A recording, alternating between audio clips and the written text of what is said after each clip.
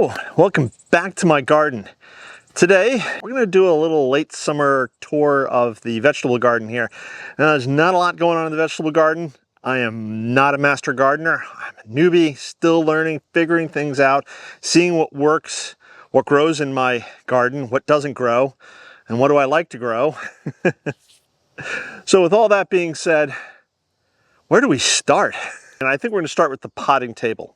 I gotta say right now, it's pretty cool out for August here in eastern North Carolina, which is nice, but it's a little weird. This year's been sort of very weird altogether. So we started off June very dry, beginning of July very dry as well, and then we got more rain than at first it was nice because we were getting rain every few days, and it was like quarter inch, half inch, which is great for the garden. And then we got the tropical storm, which is not so great for the garden because it drowned a lot of things. I did lose a few things, nothing super bad, just minor stuff. If you've seen my last video, I think I lost a couple of dahlias due to root rot perhaps, and that might have been because they were so dry and then they were so wet and whatever. But here, I've been taking a lot of cuttings recently. Let me see if I can find you guys a good example. Aha! Here it is. I've been taking some verbena cuttings, and this is just one of my verbena cuttings. Look at all that growth. That wasn't there a week ago. So I started off with this little itty bitty thing down here, and it's obviously taken root. It's thrown up new growth. So that is pretty awesome. I have, here's another one. Now this one isn't so, again, hopefully the camera focuses on that. It's not so great, but it is new growth. So far so good with my verbena cuttings. Here is a big blue salvia. And that one as well, putting on some growth.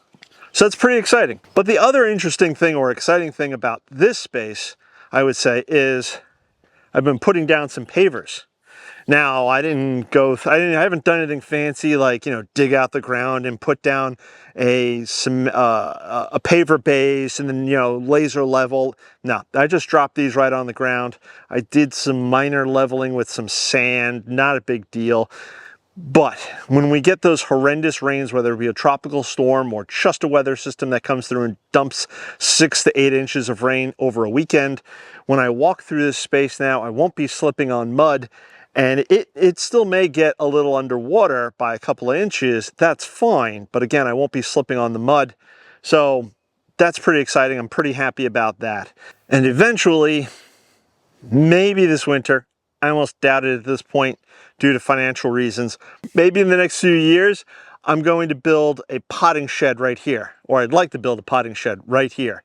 I've discussed that in another video. If you want, you can go back. I'll try to link it or put it up on the screen here someplace. Some of these cuttings that you see right here will be planted out in, if the weather keeps doing what it's doing and September doesn't get too hot, then some of these various cuttings will get planted into the ground, and I'll show you where when we get to that point. But let's look at some of the actual things that are like really growing here in the vegetables. Now, my tomatoes this year have been a total disaster for various reasons. One, I believe there was glyphosate. That's a whole other thing that I'm not going to bore you guys with this year right now. But I believe there was glyphosate in the bagged compost that I used here for the ground. So it affected adversely the tomatoes, as they're known to do. Sorry, there's mosquitoes flying around here. So there was that. The few tomatoes that the plants did put on, I tried putting a mesh bag, an organza bag, I think that's what it's called, organza. It's a very fine mesh around the fruit to try to protect it. And a few other people have done this, and I know there's one other YouTuber who offered it as a guaranteed solution. Yet no, it's not a guaranteed solution. The bugs I have poked right through the organza into the fruit, damaging the fruit, destroying it. And yeah, so that was a no-go, which is sad. But I kind of expected that. It's not like it was unexpected. I expected the problems sort of that I had. So no shock there. Basil, I've been cutting basil back, and I don't think I've had pesto yet this year, which is crazy because usually I've had pesto 2 or 3 times by this point in the season. But my basil is doing fantastic. I really should get a basil harvest going soon to make some pesto, so that'll be coming up soon. Or I could do that at any time. These plants are well, actually probably beyond mature, and they probably could use another cutback. Behind me here, you see I have a Mexican sunflower. That is a volunteer, and it has been doing quite well. I've been trimming it up as it grows. Right now, it's looking a little on the rough side, but it's still flowering. The bees love it, which is fantastic. If it starts to go over before the end of the season, I'm not all that worried because, again, it was a volunteer, so. Here are just a few of my remaining sunflowers. This, I think, is Lemon Queen, and I've deadheaded it a few times and just keeps on putting out these lovely small flowers. So I'm pretty happy about that. So let's keep on heading down the row here. Before we continue down the row, my lemon tree. Look at this. This is crazy. I have a ton of lemons on here.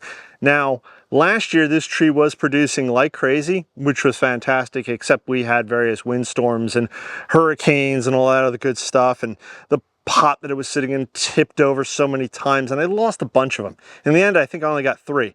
But so far, so good this year that the lemons are looking fantastic. There's so many of them that I've actually had to tie the plant up here in various places to try to hold it all together. But I'm pretty psyched, and I'm looking forward to a good lemon harvest this year. So we'll find out what happens. I think they're ready in about November. Now this year, I grew pumpkin, and I planted 2 plants, and they were doing really great, and then they started not looking so great. And part of that was Peter Cottontail is running around here someplace, and he chewed up some of the stems. But let me show you what I've discovered recently, because I really haven't been paying attention to my pumpkin, sadly, but let me show you. I don't know if this is what this damage is, but there was a pumpkin, and if I come over here, there's another pumpkin, or what remains of it. It looks like maybe it got some sort of rot and or damage, and then the rest of it is just insects. And now there's this one. And now there's this one. So this one looks okay-ish. I think this one's okay. So it does look like I have possibly 1 pumpkin out of 3, which is okay. Which is sad, but this is what happens. This is life in the big city. This could have been, again, caused by various things such as Peter Cottontail, the drought, it wasn't caused by the heat, because pumpkins love the heat. They just grow and grow and grow and grow. Too little water and then too much water all at the same time. Who knows?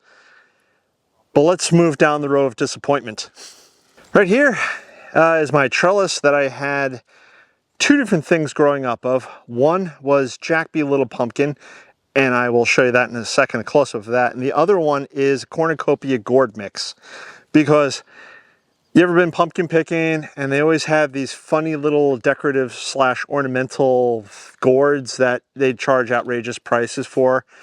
And so this year I thought, well, why not grow my own? Well, I did, but the vinyl seems to have kind of died back. Now I do have some growing, but I don't know if they're gonna make it to the end, and this vine looks pretty in rough shape. But the theory was, could I have the vine grow up?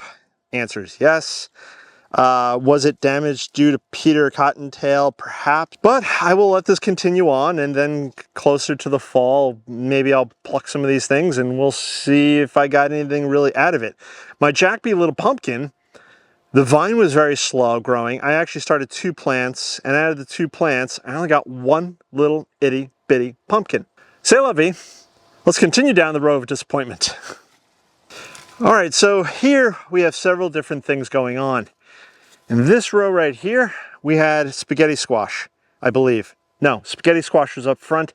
I don't think we got any viable gourds out of it. Maybe 1, maybe. So again, disappointing. This right here, I believe this was more of the cornucopia mix, and I only see 2 of the fruits right now. And same thing with this one, right? These couple right here, I believe. Looks like only 2, maybe 2 viable gourds, because I see one that's half eaten here. So, not so great. Now up front, and I don't have it to show anymore because the vine was done, I had a bunch of lemon squashes. Now that was a success. We got, oh, I don't know, probably a dozen, if not more, of the fruits there, of the vegetables, off of the vines. Again, that was a success. That was lemon squash. So that one worked out well for us. But the rest of this, let's go look at my peppers. Now I don't eat peppers. So the question is why do I grow peppers? Well, I have family that does eat peppers. I have friends that eat peppers, and my wife will like to eat peppers once in a while. Plus, I really wanted to see, can I grow peppers? And I've gotten mixed results. Right now, some of these plants are crawling with insects. They don't seem to be bothering the fruit too much, which is great. I do have a lot of peppers on here which need to come off. And I think these plants are getting a little tired. They've just been putting out a tremendous amount of peppers all season long. Behind me, I have a bug on my shoulder. I have my cotton plants, and I've gotten quite a few flowers off of them, which is great. And now it looks like some of them are going to seed, which is awesome. So probably in the next couple of months, I'll have fluffy white cotton balls. Now it's not a vegetable. It's here in the vegetable garden because the deer like to eat them, believe it or not. And this is just a fun project for me to do. So I have them growing here in the vegetable garden just to keep them safe and keep them away from the critters, but nothing really spectacular to show here. But behind you guys is something spectacular. In these two beds here, well, you can see how lush they are. In this bed right here, I have peanuts growing. First time ever growing peanuts. I've never grown peanuts before in my life. I have another bed that looks even better than this that I'll show you guys in a little bit. And this should be ready a little later than the other one, which I started first. But nonetheless, these are looking great. Lesson learned is I should have just done a single row down the middle. And I'll explain more about that when we get to the other bed. This bed right here is my sugar baby bush watermelon. Fantastic. We've gotten 3 or so fruits out of this. My neighbor got one. I harvested one, cracked it open. It's too watery. There's another one growing in here, and I just harvested one recently. And I think the one I harvested recently is probably going to be too watery as well. And that's because of all that rain we got from the tropical storm. The good news is they grew well and they didn't crack open or split or divide. They were just too watery, not that sweet, as it were. But I have another one growing in here now. It's not ready yet, maybe soon. But nonetheless, grew like gangbusters. Plus I have a few more flowers and fruits possibly growing. So I may wind up getting some late season watermelons, which would be pretty exciting. Let's look at my bush beans. Growing on the trellis here, I had the Richmond green apple cucumbers. Grew like wildfire. My wife harvested, I don't know, probably more than a couple of dozen. It was, they were pretty awesome. And then the vines pretty much gave up the ghost. They were done, they were tired. They had given all they've gotten. So I cleaned them out recently, and I'm thinking about doing possibly some fall peas. But behind here, I have my second or third round of bush beans. No, this is my second round of bush beans. We had that ridiculous drought, and these guys just weren't thriving, and they weren't growing, and they weren't putting on flowers. Then we started getting rain in mid-July, which was great, and they started to grow and they started to put on flowers, and now they are abundant with beans, and I've been trying to eat them as fast as I can, and so is Sophie. There you go. There you go. This bed had my first round of bush beans. As you can see, there's nothing there. I've taken, when I harvested my potatoes, that were a total disaster as well, and I blamed that on the drought. They just didn't, they grew, but they were very tiny. So I kept a lot of those potatoes for seed potatoes to try for a fall crop, which I've started planting up already.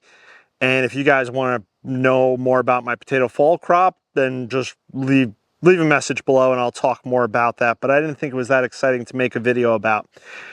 If I get a really good harvest out of my fall potato crop, I will definitely bring you guys along with that.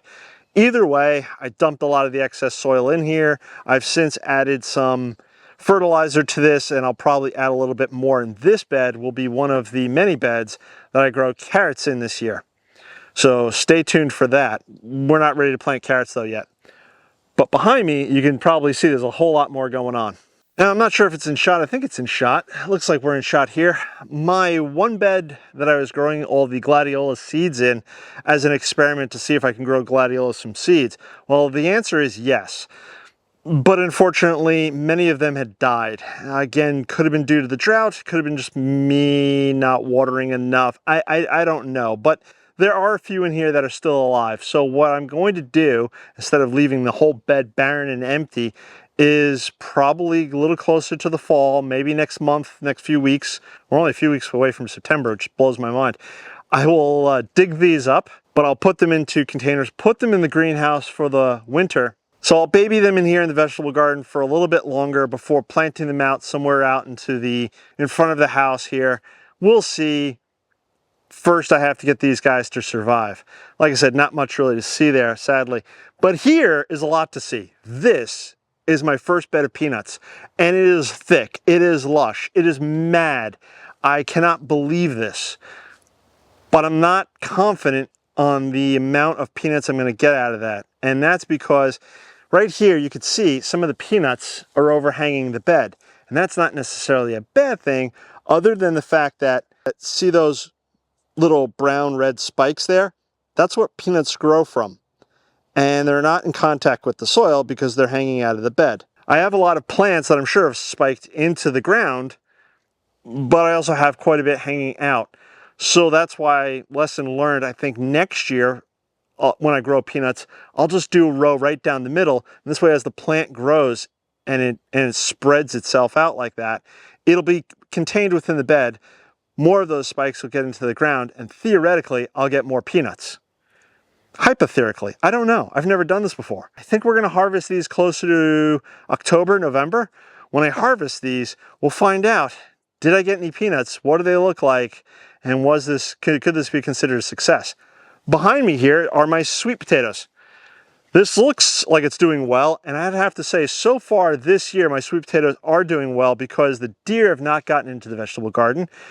They haven't tried, really. They probably could if they wanted to, but they haven't tried, and therefore they haven't eaten the vine back to the nubs like they were doing last year. And I'm hopeful that this year, when I harvest my sweet potatoes, they'll be short, big, and fat like they're supposed to be. And this last bed right here, I have I believe this is cinnamon basil, and I really grow this for the pollinators. They do love the flowers. I often see bees all over this. I don't right now, but often there's bees on this. Behind me here, I have several small cherry tomato plants. Surprisingly, the bugs really don't bother the cherry tomato plants as much. So I think my game plan going forward next year is not try to grow big tomatoes anymore. Stay away from the big tomatoes.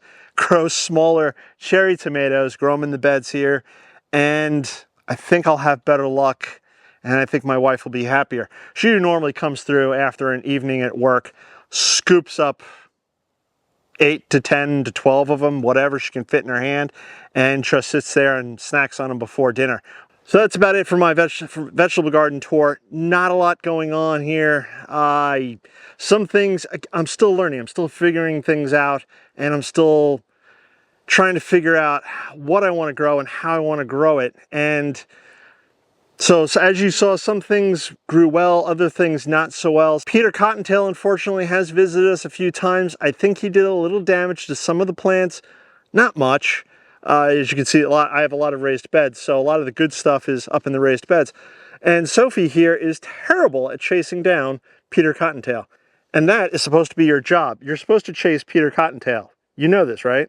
She actually does when she sees Peter Cottontail, but she has literally been as close as 3 feet away from Peter Cottontail and has no idea that the rabbit is there. With all that being said, if you haven't subscribed, please subscribe, click that bell icon to be notified when I do post a new video. This way you can see what happens with my turmeric, peanuts, because there are things that are succeeding here in the vegetable garden, and I'd like to bring you guys along for that to see how they turn out. Will it be an epic failure or will it be an epic success? Have you guys ever grown anything like turmeric or peanuts or I'm sure many of you have grown sweet potatoes, but let me know in the comments below if you're having a great year, a good year, a mediocre year. The mosquitoes are starting to get to me. Sophie's hot, needs a drink. We're gonna go get some water and get some air conditioning. I'm gonna catch you guys in the next one. Bye-bye.